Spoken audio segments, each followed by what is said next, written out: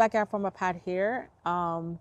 Today's video is probably gonna end up being over 20 minutes long, but I want you guys to see the effects of me treating powdery mildew as well as squash bugs and melon worms. Guys, those things are vicious, and what today's video is gonna show us that when we treat these things, it's not just one and done. You're gonna have to come back and really until you really eradicate the pests. And even when you think you eradicate them, you're gonna have to just monitor it throughout the season. Today's video, guys, I'm gonna show you like a 1 day, 2 day update, and then like a 5 day update on the treatments I did. And then at the end, I'll come and show you what I ended up having to do after I did all those treatments. Trying to eradicate these bugs, but we're gonna do it together. I would love if some of you guys who have actual experience, not just what you see on YouTube, but actual experience with things that work on these on these various pumpkins and disease that the pumpkins have. Drop a comment below, guys, and let me know how you got rid of these. But in the end, I think I have things under control, but I will definitely be following up. Anyway, let's start this video. Hey guys, Backyard from a Pat here. Today we are back at my pumpkin patch. Today we're going to be focusing on treating the different diseases and insects that attack the pumpkins. So if you guys missed my video yesterday, I showed you how to identify male versus female flowers and how to hand pollinate, and also how to identify some of the most common pests. So today we're going to be treating squash bugs. We're going to be treating those dreadful melon worms, and we are also going to be treating powdery mildew. So let's start off with the powdery mildew. This vine where we are doesn't have any powdery mildew yet, but I do have a second vine that has powdery mildew. So we're going to start off treating that, and we're going to be using something a little bit different today. We're going to be using regular old cow's milk. Before we start treating it, I just want to recap and show you what powdery mildew looks like at different stages. So here in the earlier stages, you'll just see a few little spots on the leaf, but then as it develops, you'll eventually see some white spots.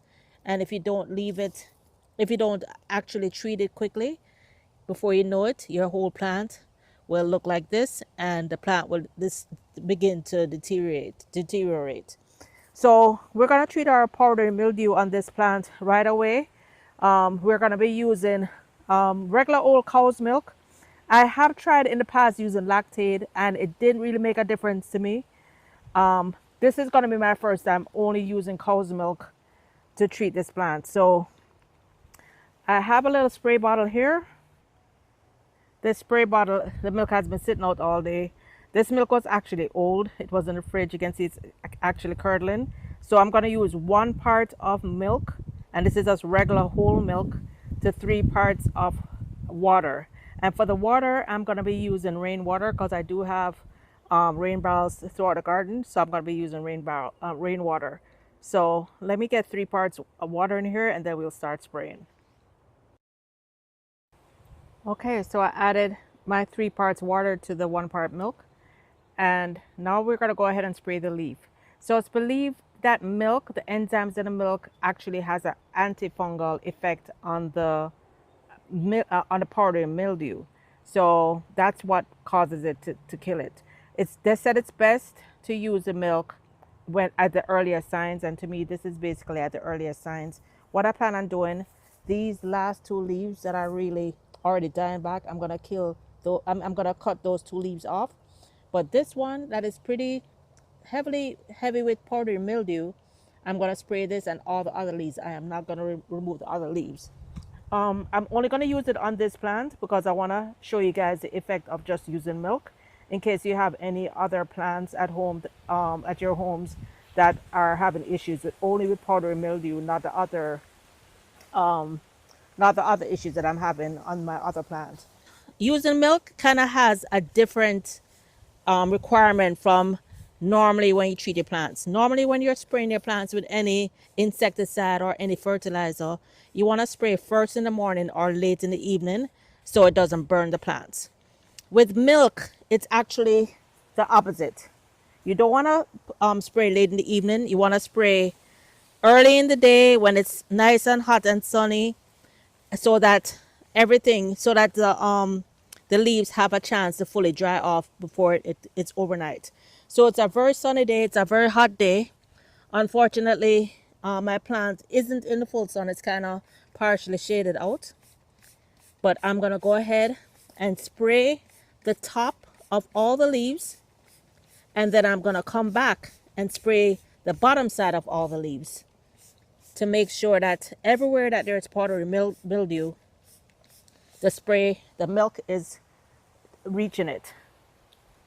Again, I'm going to cut those two leaves off, but I'm going to come back probably tomorrow to let you see if there's any changes. From speaking to people online like Diva Jones 03, she has a channel. She says she has used this multiple times and it works for her. So, and also Farming on the Rocks, Marie from Farming on the Rocks, she actually mixes hers with turmeric, but it has additional benefits when you use the turmeric. Plus, of course, turmeric is also antibacterial, antifungal. So turmeric would heighten it. But here I'm just going to use the straight milk. So let me finish spraying. Well, actually, I don't want the video to be too long. Let's spray the underside. To spray the underside, you just go up and under and spray. All right. Make sure you're covering the whole underside. And this plant is pretty small, so it's pretty easy to spray every leaf. Right? Because I want to get on top of this powdery mildew.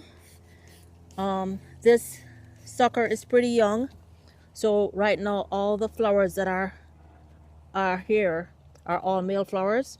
With most squashes or pumpkins, the first flush of flowers is usually all male, and then the next flush of flowers is male and female. And you guys check out yesterday's video because I talk in detail about how to recognize male versus female and how to pollinate them by hand to maximize how many flowers you get. All right, so I'm just gonna go down the row, spray every top and bottom. I'm also, if there's extra milk, which I'm pretty sure there will be, I will also go and spray the few pepper plants that I have. I have several pepper plants that look like they could be getting a touch of fungus. So I'm just going to make sure that this gives them a little bit of immunity. All right, so let me spray that. Then we'll move on to the next plant that doesn't have any powdery mildew, but it does have squash bugs and melon worms. For these two leaves that had the heaviest damage, I'm going to remove these two leaves. And whenever you have powdery mildew, guys, you never compost the leaves that are infected. You remove these and put them in the garbage. So I'm going to dump these in the garbage. So in 2 days, we'll come back and you'll see. This is the one that's the most damaged. We'll see what that looks like in a couple days. All right. Since I have all the extra milk and this is supposed to work on peppers, I'm giving my Scotch bonnet peppers a good soak. I've been getting tons of Scotch bonnet peppers off these plants. Look at this. Tons of peppers every day.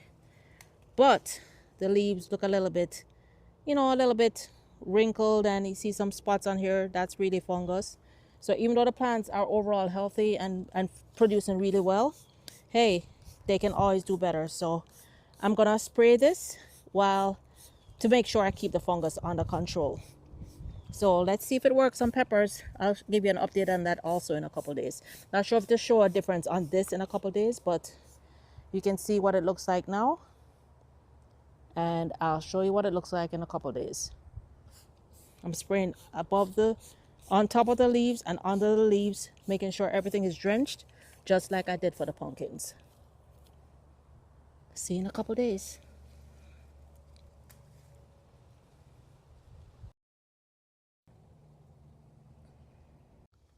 It's early morning and we're over by the other pumpkin vine. This pumpkin vine has squash bugs and melon worms. We're going to be spraying with neem oil today, and that's why I'm here first thing in the morning.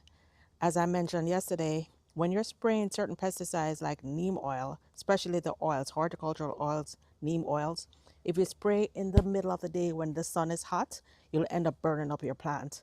So now that we're spraying the neem oil, we're going to be spraying it first thing in the morning. In contrast to what we did yesterday, we sprayed milk on the powdery mildew. The milk, you need to spray that in the middle of the day, preferably on a very hot sunny day, so it has time to completely dry before the overnight. Overnight it gets damp and a little bit more humid.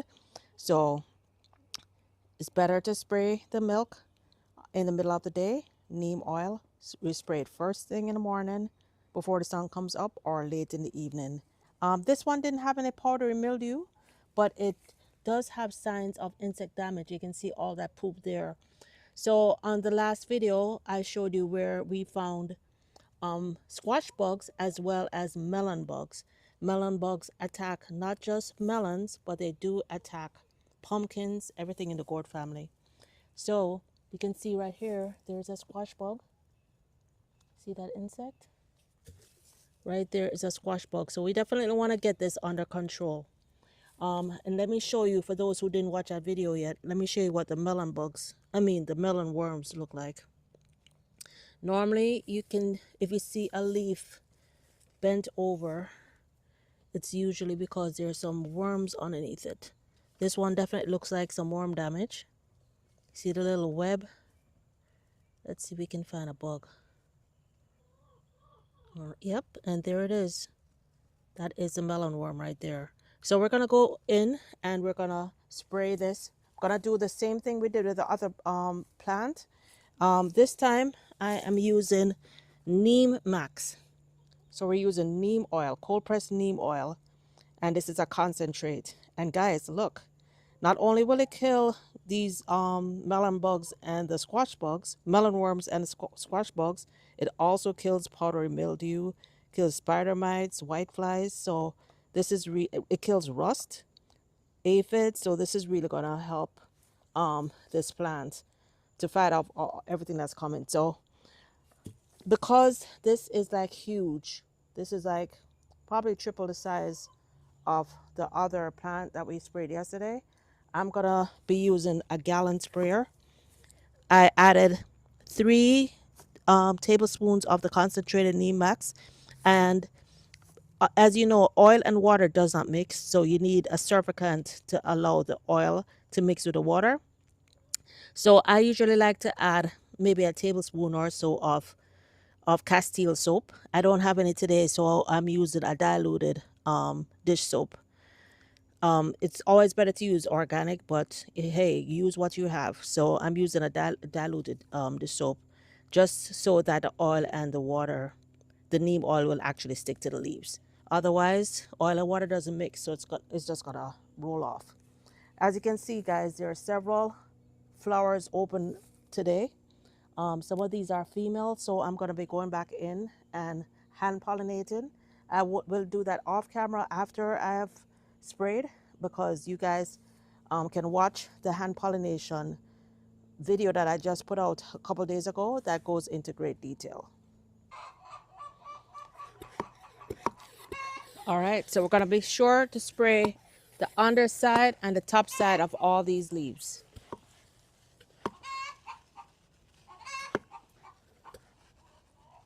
Get all those bugs. I just soaked one of the squash bugs. Get the underside, those caterpillars, those melon worms, they like to hide on the underside of the leaves too. So I'm gonna do this offline. Okay, we heard you. Thank you for the eggs. We appreciate your service. Yes. All right, guys, we'll be back tomorrow and we'll check on the plant that we sprayed yesterday with the milk to kill the powdery mildew. The wonderful thing is, guys, because neem oil also kills powdery mildew, this is acting as a preventative so that we won't get powdery mildew on this pumpkin vine. Okay, I'm gonna come back in right after I do this, and I'm gonna hand pollinate some of these flowers. There are quite a few flowers open this morning.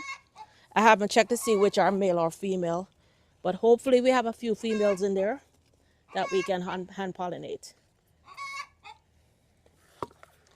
All right, so we'll be back tomorrow.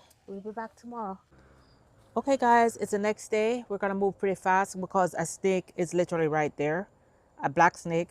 But so I know it's harmless, but I still don't like snakes. So it's the next day. So it's 2 days since we actually sprayed the powdery mildew. Remember that leaf? This leaf was the worst leaf. I do see less of the actual powder. What you want to look at is that white fuzz that's on the leaf. And there is more white fuzz on the leaf. The yellow spots won't go away. That's leaf damage. The leaf was damaged due to the powdery mildew. So we do see some powdery mildew. I actually went back again last night and sprayed some more milk on all the leaves. So this actually got a double dose of the milk. Lord, look at the snake. There's a snake looking at me. There he is. Please don't come this way, okay? Let me just finish my video, okay? All right. You just stay right there. Stay right there. So let's check out these other leaves. Yes, I still do see powdery mildew on the leaves. So I don't know if I see a big improvement because most of the leaves did not have powdery mildew. But this one still has it. And you still see some spots. And if you go back a few minutes on the video, you'll see that there were already just a few spots, and it still has a few spots. So Marie Diva Jones, let me know. I know Marie uses turmeric, so that turmeric would add to the effect. So maybe I need to add some turmeric to it. But online, most people just didn't use turmeric and it worked. Yeah, it does help. I would say it does help, but because I want to save my pumpkin and I do not want to lose this pumpkin, I think I'm gonna go back and just spray with sulfur. Sulfur does kill right away. Hydrogen peroxide also does kill mildew. So you guys give me your idea. Give me ideas. Marie, give me ideas. Should I just add some turmeric to this and try again, or should I just go to the harder stuff? Do not want to lose this pumpkin vine. Anyway, anybody else online who has used it, let me know if it worked for you. The other leaves look pretty good, but they did look good before.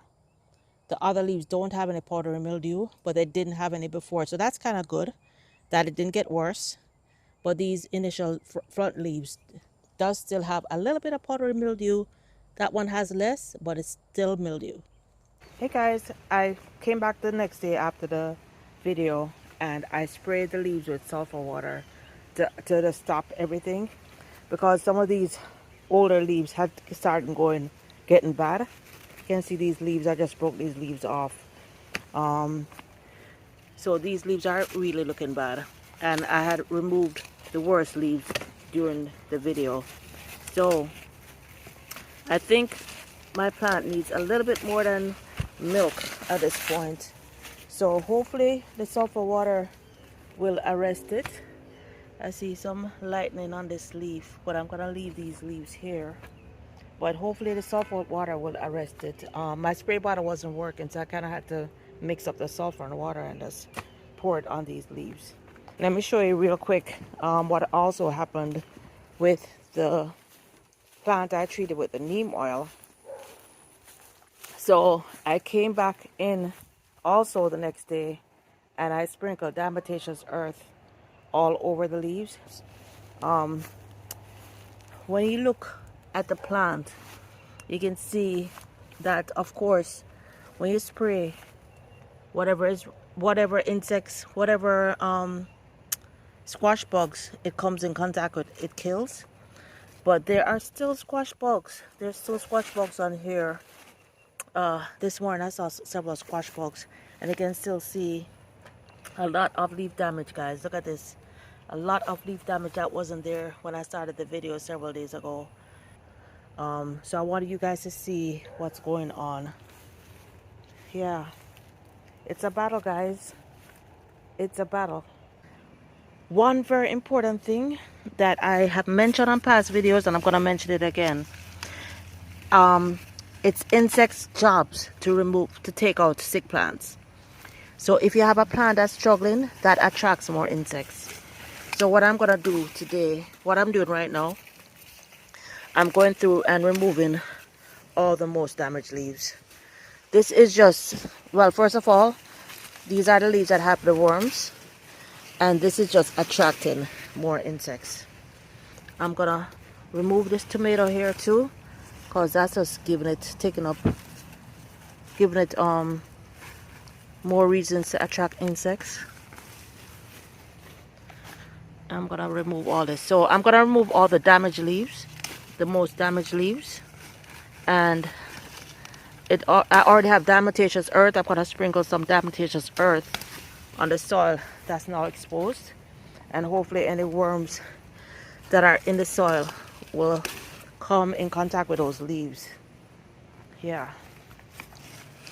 Yep, guys, removing these leaves to hopefully reduce the appeal of the plant. It's literally like the bugs don't pick up the plants on their radar when the plants are very healthy. That's why it's really good to have very healthy soil, very healthy plants in order to repel. But even if you have the healthiest soil, guys, this happens. It's been already extremely hot, and when the plant is stressed, you know, that can happen. These darn snakes won't stop messing with me. Ooh, look at that. I need to pull off these leaves. Don't look at me. Stop looking at me. Stop looking at me.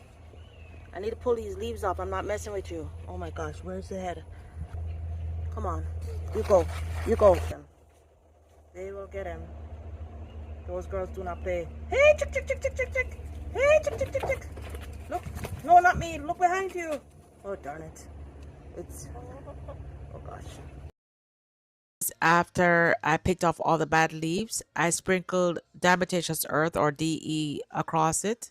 Diatomaceous earth will actually dehydrate any worms or caterpillars that crawl across it. And oh, let's peep on this, guys. There is one of the pumpkins that was pollinated, and you can see that's a successful pumpkin. And I do see some bite marks, so I'm gonna come back in and sprinkle. Gosh, guys, it's a battle. I'm gonna come back in and either put something over these pumpkins, or I'm gonna probably sprinkle some cayenne pepper. So whatever's trying to nibble away the pumpkins, they won't be successful. I'm not giving up. I'm not giving up.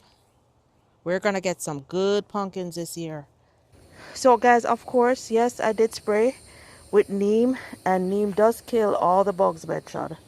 But the fact is, it's not a one and done. You have to come back. You have to continue working on them, because when you spray, you don't get every bug. Look at that. Look at that. Look at that. Kill that sucker. That's why I like to have gloves on. I don't like touching them with ungloved hands. But anyway, guys, when you spray, you don't touch every one of them.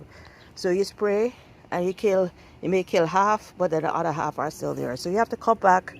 I love my soapy water solution. That's the best way. That's 100% foolproof way of killing the squash bugs. Except my plant is just so big. It's a lot. But you know what? Maybe that's what I'll do. I'll go and put some long jeans on, go in there, and just knock off as many as possible. Because these suckers, gotcha. Ah, gross. Yeah, that's what I'm gonna have to do. Squish them with my glove or just knock them in the water. I'm gonna have to just do that like every day until the squash bugs are gone. And diatomaceous earth, neem oil, that will take care of the worms. Alright guys, that's it for this update. Till next time. Bye now. Don't be discouraged. Don't be discouraged. It's gonna be worth it when you're eating all those pumpkins.